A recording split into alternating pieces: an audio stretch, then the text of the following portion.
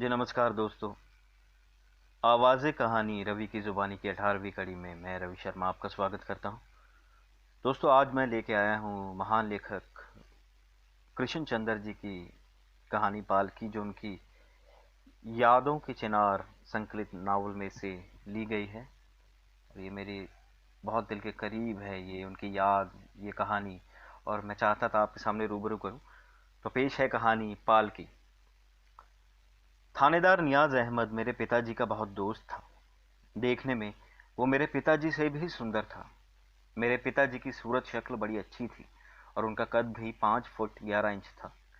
रंग भी गंधमी और सांवले रंग के दरमियान था और वो हर एक से नरमी और मिठास से बात करते थे, और जिससे बात करते थे उसका दिल मोह लेते थे। मगर थानेदार नियाज अहमद की बात ही और थी। वो कुछ इस तरह का खूबसूरत था जैसे लोग तस्वीरों से खूबसूरत होते हैं। ऊंचा पूरा कद, 6 फुट 3 इंच का जवान, पतली कमर, चौड़ा चकला सीना, दांत सफेद और चमकीले, छोटी छोटी बल खाती हुई मूछें। चौड़े माथे पर किसी पुराने जख्म का दाग था, जो उसके सफेद माथे पर एक स्याही त्योरी की तरह मालूम होता था। इसलिए जब वो मुस्कुराता था तो ऐसा लगता था जैसे कोई सोच में डूबा हुआ व्यक्ति मुस्कुरा रहा हो। उसकी ये अदा औरतों को बहुत पसंद थी। थानेदार नियाज अहमद अधिकतर दौरे पर रहता था, मगर जब दौरे से वापस आता तो मेरे पिताजी से मिलने के लिए हर रोज शाम को आता। उन दिनों मेरे पिताजी बहुत रात गए नीचे घर में आते। ऊपर ही अस्पताल के स्पेशल वार्ड में, जो प्राय खाली रहता था और यदि खाली नहीं होता तो खाली करवा लिया जाता, वहां पर मेरे पिताजी और थानेदार नियाज अहमद की बैठक जमती थी। क्योंकि घर में माजी का हुक्म चलता था, इसलिए घर में शराब पीने और गोश्त खाने पर मनाही थी, और मेरे पिताजी और थानेदार नियाज अहमद कभी कभी दोनों शौक फरमाते थे। इसलिए जब थानेदार नियाज अहमद दौरे से वापस आता तो उन दोनों के शौक पूरे हो जाते। दोनों मित्र मिलकर स्पेशल वार्ड में बैठकर अपने हाथों से मुर्गा भूनते और भिन्न भिन्न प्रकार के मसाले गोश्त में डालकर प्रयोग करते, बातें करते, गाते। बहुत रात गए तक उनके कहकहों की आवाज़ बाग में आती। मेरी माँ का चेहरा उस दिन फक और उड़ा उड़ा सा रहता, और वो देर तक बरामदे में लगी लकड़ी के थंब के साथ लगी इश्क पेंचा के निकट खड़ी होकर मेरे पिताजी की प्रतीक्षा किया करती। रात के 11-12 बजे के करीब मेरे पिताजी बाग के नीचे टाइलों वाली रविश पर झूमते झामते गाते और आते। उनके होठों पर ये गीत होता, फटी जब कान इस वन में। मेरी माँ को इस गीत से बहुत चिढ़ थी। गीत क्या था, सिर्फ यही एक पंक्ति थी जिसे मेरे पिताजी प्राय शराब के नशे में और शराब के नशे के बाहर भी जब वो सोच में होते तब गाया करते, फटी जब कान इस वन में। और मेरी माँ झुंझला कर पूछती, आखिर इस गीत का अर्थ क्या है? जब देखो इसे गा रहे हो, जब देखो। अरे भली मानस, मेरे पिताजी स्कूल के मास्टर की तरह एक उंगली उठाकर कहते, इस गीत का मतलब है फटी जब कान इस वन में, अर्थात जब खान इस वन में फट गई। कान नहीं जानती हो? कान का मतलब है खान, जैसे कि नमक की खान, पत्थर की खान, कोयले की खान। कोई भी एक खान जिसमें बारूद भरकर उड़ा दिया जाता है। कान से अभिप्राय ये तुम्हारा कान नहीं, जिससे तुम सोने की बालियां झुमक रही हैं। भगवान की सौगंध जानकी, आज तुम बहुत अच्छी लग रही हो। ये रंग रूप तुम कहाँ से लाई हो? तुम्हारी माँ तो बड़ी कुरूप थी। अरे वाह जी वाह, बड़ी कुरूप थी हैं? मेरी माँ क्रोध से चिढ़ करके, अरे ऐसी तो सुंदर थी वो। अरे कुछ भी हो, तुम्हारी माँ से अच्छी थी। ए काका, तुम यहाँ खड़े क्या सुन रहे हो? तुमसे 10 बार कहा है, जाओ भागो और सो जाओ। ए अभी तक जाग रहा है? मेरे पिताजी आश्चर्य से मेरी ओर देख कर मेरे बालों पर हाथ फेरते हुए कहते, बाप 12 बजे तक शराब पिएगा तो बेटा कैसे सोएगा? मेरी माँ गुस्से से भड़कर असली मकसद तक आ जाती। वो लड़ना चाहती थी, पिताजी पीछा छुड़ाना चाहते थे। नियाज अहमद की बैठक के बाद हमेशा इसी प्रकार होता, लेकिन इस लड़ाई से पहले मुझे बिस्तर में भेज दिया जाता था। फिर दोनों पति पत्नी बरामदे की कुर्सियों पर बैठकर लड़ा करते। ये अच्छी और उम्दा लड़ाई होती, क्योंकि मेरे पिता पीकर बेहद खिल जाते थे और बड़ी जीदारी से मेरी माँ की बातों का उत्तर देते। हवा के हल्के हल्के झोंके आते। दूर ढलानों से परे नदी का पानी चांदी के तार की तरह चमकता और इश्क पेंचा के फूलों की महक से बरामदा सुगंधित हो जाता। इसलिए इस निखरे निखरे पवित्र वातावरण में लड़ाई भी बहुत उम्दा, सुथरी और सलीके से भरी होती। शतरंज के खेल की तरह इस लड़ाई के भी नियम थे। पहले माँ ऊंचा बोलती, मेरे पिताजी दबते थे। फिर बीच में मेरे पिताजी ऊंचा बोलने लगते थे। अंत में मेरी माँ का गला भर आता और वो धीरे धीरे सिसकने लगती। ये एक प्रकार का सिग्नल था कि अब संधि का समय हो गया है। उसके बाद मेरे पिताजी अपनी आराम कुर्सी से उठ कर आते और बड़े प्यार से, नरमी से और पश्चाताप की भावना से प्रेरित होकर मेरी माँ का हाथ पकड़कर क्षमा मांगने लगते। इसके बाद मैं कुछ न देखता, खुशी से लिहाफ में दुबक कर सो जाता। जितने दिन नियाज अहमद के साथ बैठक रहती थी, यही कुछ होता था। नियाज अहमद की पत्नी मर चुकी थी, लेकिन उसने दूसरी शादी नहीं की थी। पहली शादी से एक लड़का था जो बड़े शहर में पढ़ता था। नियाज अहमद की आयु 35 वर्ष से कम न होगी, लेकिन देखने में वो मुश्किल से 25 वर्ष का दिखाई देता था। वो बड़ा कसरती जवान था और जब सुबह सवेरे दुर्गाकार थाने की सीढ़ियां उतरकर घोड़ा दौड़ाकर नदी किनारे जाता था और लंगोट बांधकर नदी किनारे व्यायाम करता, तो सुबह की कोमल सुनहरी धूप में उसका गोरा शरीर कुंदन की तरह चमकता था और राह चलती हुई औरतें सिर पर घड़ा रखे उसे कनखियों से देखती जाती। घबराकर नजर झुका लेता, फिर देखने पर विवश हो जाती, फिर घबराकर नजर झुका लेती और गहरी आह भरकर अपने रास्ते पर चली जाती। नियाज अहमद को पता था कि उस पर 1001 लड़कियां, विवाहित और अविवाहित, दोनों प्रकार की औरतें मरती। अच्छे अच्छे परिवारों से उसके लिए विवाह के संदेश आते थे, मगर वो शादी ना करता। ये भी एक रहस्य था कि जिसका ज्ञान केवल मेरे पिताजी को ही था। पिछले कुछ समय से नियाज अहमद के नियमित व्यवहार में परिवर्तन आ चुका था। पहले तो वो लंबे लंबे दौरे किया करता था। महीने में केवल 4-6 दिन के लिए वापस सदर मुकाम पर आता। इसलिए 4-6 रोज की बुरी संगत मेरी माँ मेरे पिताजी के लिए किसी न किसी प्रकार रो पीट कर सहन कर लेती। लेकिन अब 1 साल से ये हो रहा था कि नियाज अहमद के दौरे कम होते जा रहे थे। पहले वो महीने में केवल 4-6 दिन के लिए आता था, अब वो 8-10 दिन के लिए सदर में ठहरने लगा, फिर 12-15 दिनों के लिए और फिर 20-20 दिन रहने लगा। अब पिछले 4 महीनों से उसने यहीं पर डेरा डाल दिया था। इन 4-6 महीनों में वो एक बार भी दौरे पर नहीं गया था। ये मेरी माँ के लिए बड़ी मुसीबत का वक्त था। फिर एक रोज रात में भगदड़ मची। सेना ने हमारे बंगले को घेरे में ले लिया। न केवल हमारा बंगला, बल्कि जहां जहां भी दूसरे अफसर लोग रहते थे, उन सब के बंगले सेना ने घेर लिए। उन सब के घरों की तलाशी ली जाने लगी। सारे सदर मुकाम में जगह जगह मशाले से जलती हुई मालूम होती थी और लोग घबराकर इधर उधर भाग रहे थे और पुलिस के दस्ते गश्त कर रहे थे और भिन्न भिन्न घरों की तलाशियां ले रहे थे। वहां जहां भी उन्हें किसी प्रकार का संदेह था, पूछने से मालूम हुआ कि राजा जी ने थानेदार नियाज अहमद की गिरफ्तारी के आदेश जारी किए हैं और इनाम भी रखा है। जो कोई नियाज अहमद की राजा जी के सामने जिंदा या मुर्दा पेश करेगा, उसे 10,000 का इनाम दिया जाएगा। इसी संबंध में वजीर से लेकर डॉक्टर तक हर बड़े अफसर के मकान की तलाशी भी ली जा रही थी, क्योंकि थानेदार नियाज अहमद अफसरों के बहुत ही प्रिय था। पुलिस ने रातों रात तमाम बंगलों का कोना कोना छान मारा, मगर नियाज अहमद का पता न चला। सेना के चले जाने के बाद मेरे पिता और माता बिस्तर पर पड़े पड़े खुसर फुसर करते रहे। उनके विचार के अनुसार मैं सो रहा था, फिर भी मामला इतना गंभीर था कि वो लोग धीमे से स्वर में बातें कर रहे थे। वास्तव में बात यह थी कि नियाज अहमद हमारे ही घर में छिपा बैठा था। मेरी माँ ने उसे अपने विशेष कमरे में, अर्थात पूजा के कमरे में, भगवान राम और सीता की मूर्ति के पीछे छिपा दिया था। सैनिकों ने पूजा का कमरा भी खुलवा कर देखा था, मगर वो लोग कमरे में के अंदर नहीं घुसे थे। दरवाजे से अंदर आकर ही सरसरी नजर से देख कर चले गए थे, क्योंकि वो पूजा का कमरा था और सब लोग मेरी माँ के तीव्र स्वभाव से परिचित थे। उन्हें यह भी पता था कि मेरी माँ अपने धार्मिक नियमों की बड़ी सख्ती से पालना करती है, इसलिए उन्हें इस बात का लेश मात्र संदेह भी नहीं हो सकता था कि मेरी माँ एक मुसलमान को अपने पूजा के कमरे में घुसने देगी और उसने अपने पवित्र इष्ट देव की मूर्ति के पीछे छिपा देगी।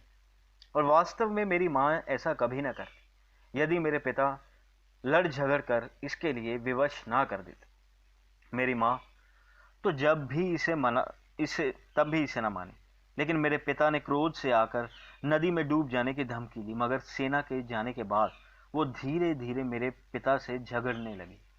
मैं तुमसे कह देती, इसका परिणाम अच्छा ना होगा, तुम अपनी नौकरी से हाथ धो बैठोगे, और वो जो बेचारा अपनी जान से हाथ धो बैठेगा उसका कोई ख्याल नहीं।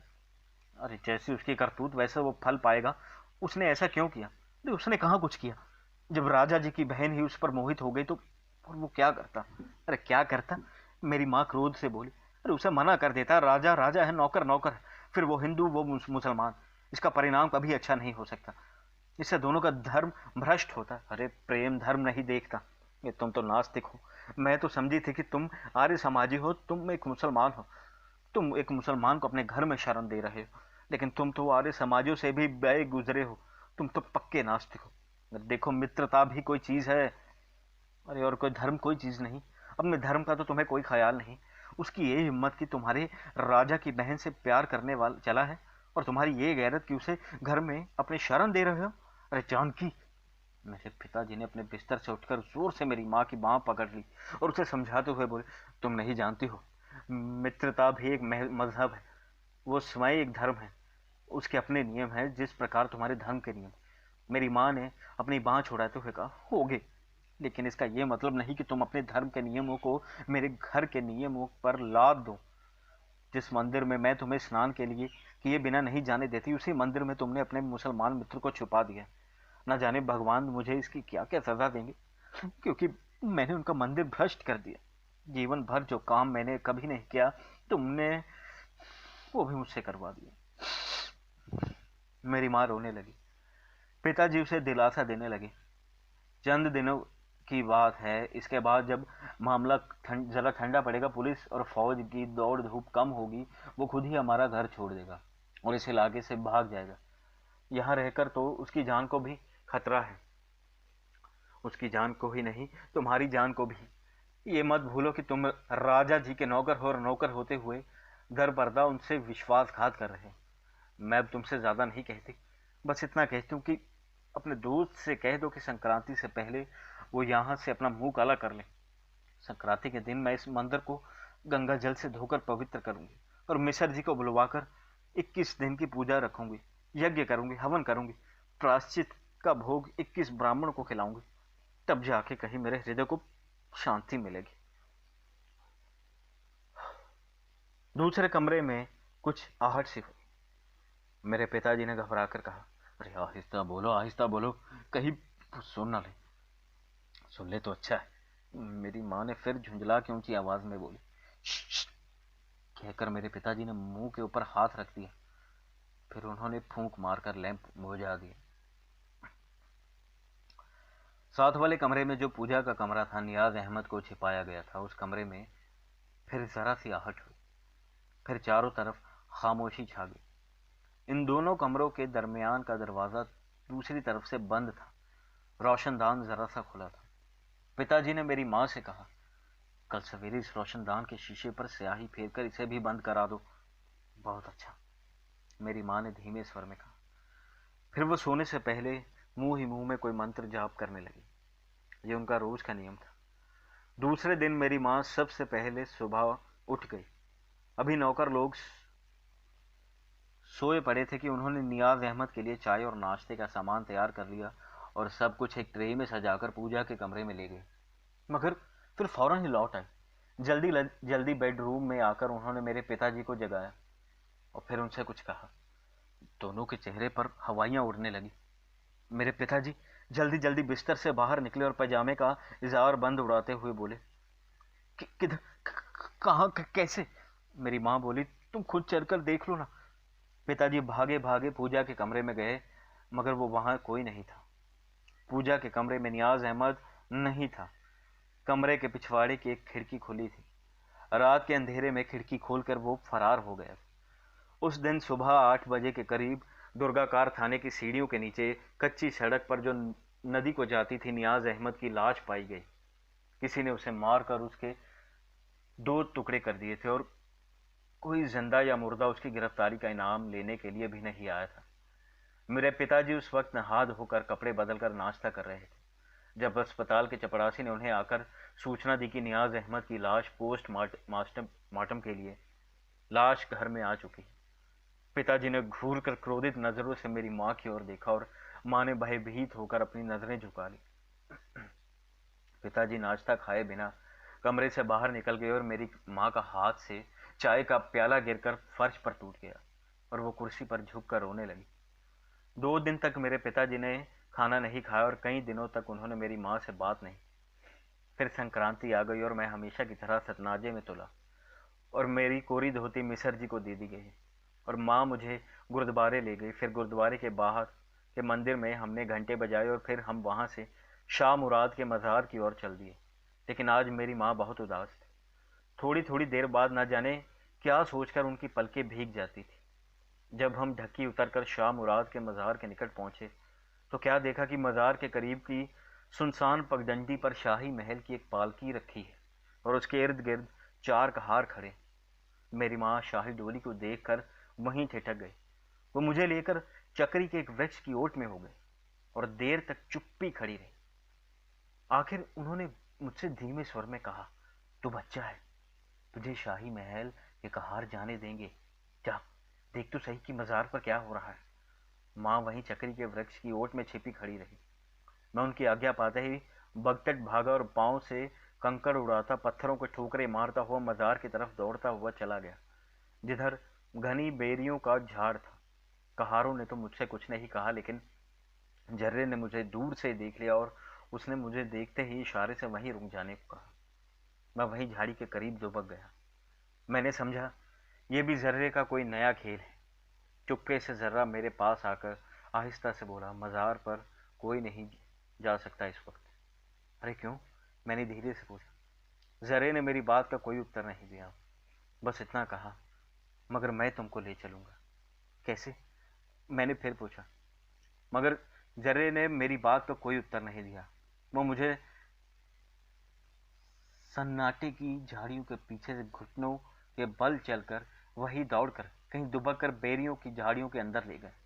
वहां पर हम दोनों दुबक कर बैठ गए और बेरियों की शाखाएं परे करके देखने लगे। चाचा रमजानी मज़ार के करीब बैठे थे। उनके सामने सफ़ेद बुरके में एक औरत खड़ी थी। उसने अपने बुरके की नकाब नहीं उल्टाई हुई थी बल्कि अपना चेहरा ढांपे खड़ी थी। शाही महल की रानी होगी, मैंने धीरे से कहा और मेरी आंखें फटी की फटी रह गई क्योंकि हमारे यहाँ बुर्का केवल मुसलमान औरतें ही पहनती और वो भी काला बुर्का। सफ़ेद बुर्का केवल हिंदू औरतें पहनती हैं और वो भी केवल वही औरतें जो शाही परिवार से संबंध रखती थी। चाचा रमजानी की घिग्गी बंधी हुई थी और वो फटी फटी निगाहों से सफ़ेद बुर्के वाली औरत की तरफ देख रहा था और उसका तहसीब वाला हाथ कांप रहा था। बुर्के वाली औरत ने आज्ञा सूचक स्वर में उससे कहा, और तुम मेरे आने का किसी से जिक्र नहीं करोगे। रमजानी ने इनकार में सर हिला था। और तुम सब नजर नियाज दोगे। रमजानी ने हाँ में सिर हिला। और तुम कब्र पर रोज दिया जलाओगे, फूल चढ़ाओगे और वो सब काम करोगे जो इस संबंध में किए जाते हैं। सुन रहे हो तुम? रमजानी ने फिर हाँ में सर हिला। सफ़ेद बुरके वाली औरत देर तक बुरके के अंदर से रमजानी को घूरती रही। फिर बुरके के एक कोने से 2-3 पतली पतली नाजुक महीन उंगलियां पल भर के लिए बाहर निकली और फिर बुरके में छिप गई। फिर 100-100 के कई नोट रमजानी की झोली में गिर पड़े। रमजानी जल्दी जल्दी तस्बीह फेरने लगा। कब्र कहाँ है? उस औरत ने उसी तरह आज्ञा सूचक स्वर में पूछा। चाचा रमजानी आंख के कोने से केवल एक इशारा ही कर सका, मगर उस औरत ने सब कुछ समझ लिया और वो बड़े मजबूत कदमों से चलती हुई मज़ार की सीढ़ियां उतरकर कब्रिस्तान में चली गई, जहां एक बच्ची कच्ची कब्र की तरफ चाचा रमजानी ने आंख से इशारा किया। अब मैं और जर्रा भी उधर कब्रिस्तान की ओर देखने लगे जिधर वो औरत गई थी। वो औरत उस कच्ची कब्र के करीब जाकर रुक गई। देर तक वो वहीं खामोश खड़ी रही। फिर यकायक उस कब्र पर गिर पड़ी। उसके दोनों हाथ कब्र पर फैल गए और दोनों हाथों की उंगलियां कब्र पर इस तरह तड़पने लगी जैसे बहुत ही पतले पानी में मछलियां तड़पती हैं। फिर वो उंगलियां फिर वो उंगलियां भी गतिहीन हो गई और वो यकाएक बेरियों में गहरा सन्नाटा हो गया और मजार पर अंधेरा फैल गया और चाचा रमजानी की तस्बीह के दाने कांपने लगे और मैं और जर्रा आश्चर्य और भय से एक दूसरे का चेहरा देखने लगे। एक लंबी खामोशी के बाद वो औरत वहां से उठी, लेकिन अब उसके कदम लड़खड़ा रहे थे। उसका दूध की तरह सफेद बुर्का भूरी मिट्टी में सना हुआ था और वो तेज तेज कदमों से चलती हुई कब्र से पलट आई। हाँफती, कांपती, दौड़ती, भागती वो झाड़ियों चट्टानों से उलझती हुई मजार के ऊपर की पगडंडी पर पहुंच गई और किसी से कुछ कहे बिना उस पालकी पर बैठ गई। कहारों ने पालकी का पर्दा गिरा दिया और डोली उठाकर चल दिए और चंद क्षणों में हमारी नजरों से ओझल हो गए और वो पहाड़ी उन वादियों में कहीं गायब हो गई थी, बहुत दूर।